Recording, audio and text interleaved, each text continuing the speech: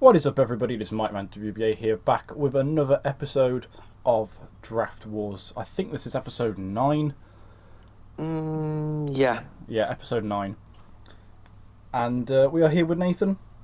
Aye, aye. So we're here with SmackDown Live. Let's get into the show.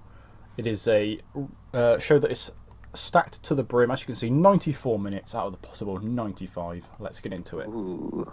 We kick off the show with the face that runs the place, the champ, AJ Styles. He's in the ring celebrating his victory at Survivor Series in the Fatal 4-Way. Then out comes Randy Orton, Randall Keith, the RKO himself, the Viper. Comes down to the ring. I don't know what I'm talking about. He comes down to the ring, says to Styles that Orton should have won that match. He had it won. Then he pushed Orton out the ring, stole his victory, and that Randy Orton would like to face AJ Styles one-on-one for a chance at his title. Out comes Bryan. He says, well, Mr. Randall Keith, you stole my opportunity because I had the Miz beat, and then you threw me out of the ring, so I should get the opportunity, not you. And then out comes the Miz. He doesn't have a reasonable argument because he's the Miz, but because he's the Miz, he says he deserves it anyway because he is the A-lister. He wants a chance at the title, and so Shane McMahon himself comes out. Not here, but he does come out. Out of the closet. He says, Randy Orton, Mr. Randall Keith, Bryan, and the Miz, you will have a triple threat in the main event to find out who will face AJ Styles at Unforgiven, which is the next pay-per-view in 3 weeks. Mm-hmm. And that'll be the main event. Mr. Decent promo. Maurice helping the Miz there. We move on to our first show of the night. Not the first show, the first match of the night. In about that decent wrestling, but not much heat, because it is the Cruiserweights. Bryan Kendrick defeated Callisto in just under 6 minutes by submission with a captain's hook. 2 good performances there by probably the 2 best Cruiserweights on my roster at the minute. Got some younger guys that have the potential to be a lot better, but are just not quite there yet, and we'll look to build them up to this level very soon. Kendrick with a bit of momentum on his side, and a 65C, not a bad rating at all. Yeah, for the lack of popularity, it's really good. Next up, Shane McMahon is back out here, but this time he calls out the SmackDown 5 from the Elimination Tag Match. Johnny Gargano, Chad Gable, Braun Strowman, Samoa Joe, and Jeff Hardy. He tells them, I don't know which one of you took out Rey Mysterio backstage, but he's pretty sure it is one of them after what happened on the SmackDown before Survivor Series. He vows that he will find out who it is that attacked them. Says he's very disappointed in them and that they are all being sent home and are not needed on tonight's show. Do you know what's really weird? What's that?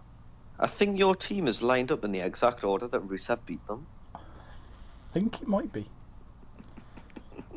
No, I think it was Joe, then Braun, then Jeff. Or Jeff, I know then Jeff Braun. was last. I don't know.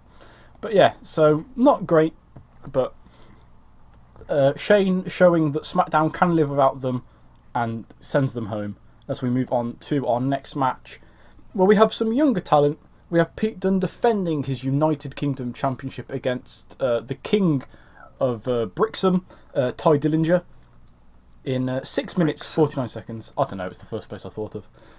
By pinfall with the bitter end. I'm trying to say that Dillinger is English. Shut up. Pete Dunne makes defence 12 of his United Kingdom Championship, beating Dillinger pretty easily with a bitter end. Getting a decent little in-ring performance of 57. No work improvements, unfortunately, but just Pete Dunne on the card, proving that he can hang with WWE superstars. All that can be said for that one, really. Yeah. Next up, Shane again, because this show is all about the workers and not about himself. Pretty sure I forgot to add the rest of the people on this. You forgot to add one of the Ascension, that's for sure. Well, no, because like Lashley and that are here. I think, what I did is I just forgot to put them all off screen. So that's why those 3 are there. They should have been off screen. Look, I did this at like 2 o'clock in the morning. But basically, Shane McMahon... Stop laughing. Shane announces a tag team tournament that will crown a new #1 contender to the tag team championships. Those contenders are the B team, Bo Dallas and Curtis Axel. The Ascension, Connor and Victor. Bobby Lashley and Lio Rush that are yet to have a name and probably won't because I can't think of a name. And Cassius Ohno. And Shane gives him a choice of who he wants his partner to be, and Ono picks Johnny Gargano. So Gargan Ono lives and will be fighting for #1 tag team contendership. Not the best promo, probably because I forgot to put Bo Dallas, Curtis Axel and Connor off screen. But there you go. Where's Victor? Can you imagine just Connor making his entrance without Victor? Yeah. Next up then, we have Lio Rush and Bobby Lashley coming down to the ring for their match.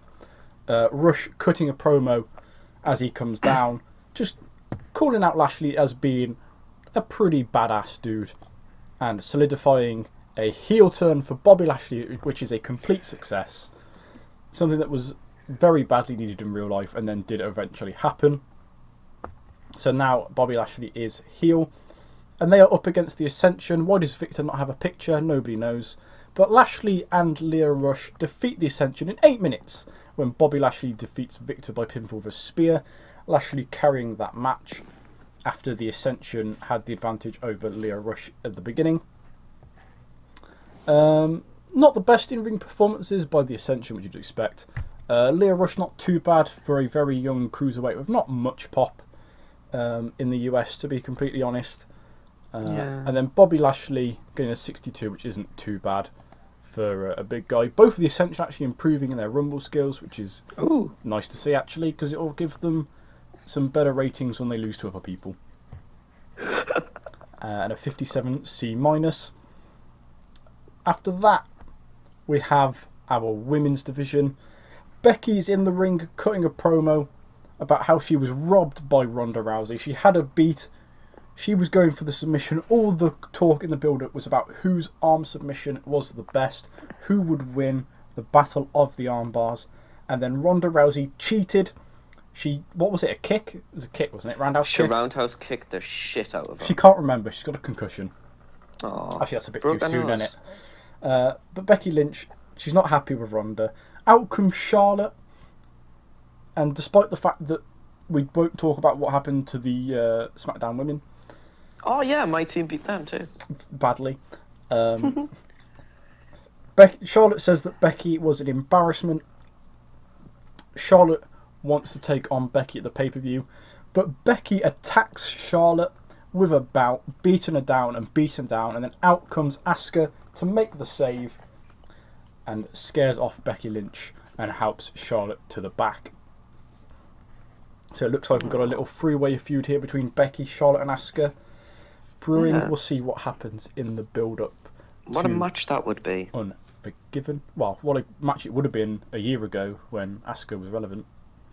Oh, R.I.P. Asuka. After that, we have another fairly shortish match where Aleister Black defeats Baron Corbin in 10 minutes with a black mass. Not a lot of psychology on display, unfortunately. Aleister Black getting a 59, which honestly is better than I thought it would be. And Baron Corbin with a 56. So just showing off Aleister Black as a bit of a threat.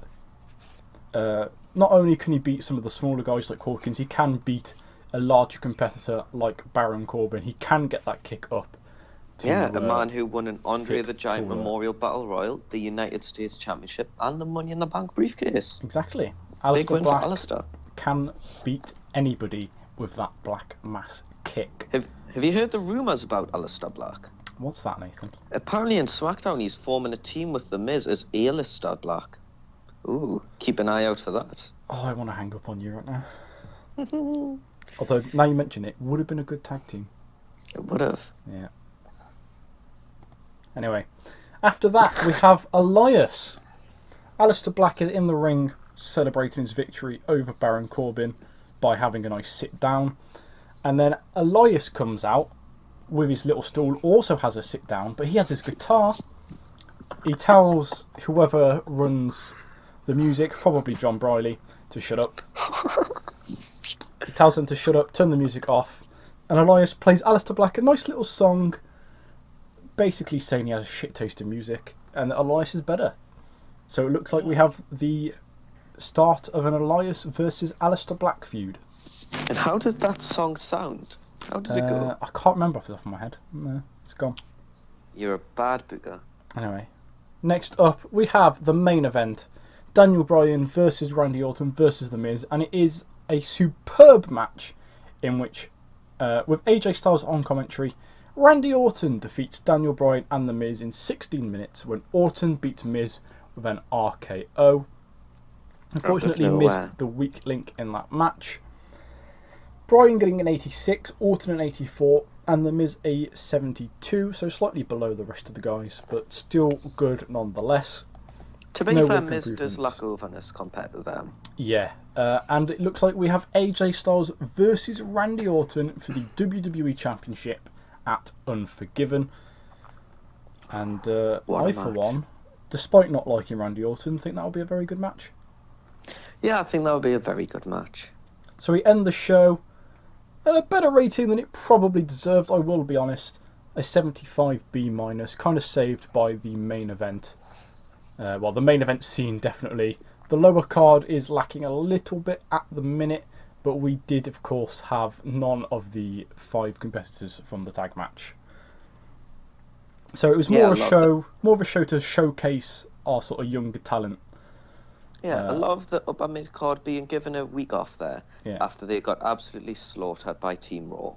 Showing our younger talent off like 40-year-old Bryan Kendrick and Bobby Lashley. Yeah, and exactly. Lots of Shane McMahon. The future is now. Yes. Now, then, and speaking forever. Of the future, there is Axel Dieter Jr., a member of the Raw brand, who you can see in action next week on Monday Night Raw. Ooh, gonna hold you to that now. We have an opinion from Daniel Bryan. He thinks Pete Dunne is going to be a star. Nice to know that you have eyes, Daniel. Nothing else to talk about there. But that has been all for this episode. Thank you everyone for watching. Nathan, say goodbye. Goodbye. Hey, said it for once. Hey.